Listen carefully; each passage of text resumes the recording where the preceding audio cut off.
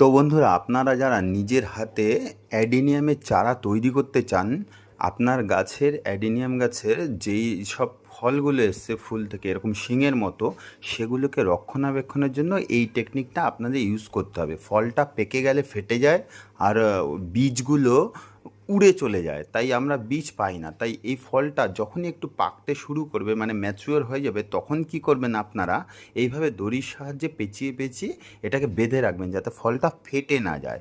তারপরে কি হবে, তো ফলটা পেকে গেলে ফলটা পেড়ে তারপরে সেই বীজগুলো কালেক্ট করে আপনারা বীজগুলো বালিতে বা ডিরেক্ট মাটিতেও বসাতে পারেন, সেখান থেকে চারা হবে। তারপর সেই চারাগুলো আপনারা কিন্তু আলাদা টবে প্রতিস্থাপন করতে পারেন। আর ডেসক্রিপশনে আমি অ্যাডেনিয়ামের রক্ষণাবেক্ষণের বড় ভিডিও লিংক দিয়ে দিচ্ছি, অবশ্যই একবার দেখবেন।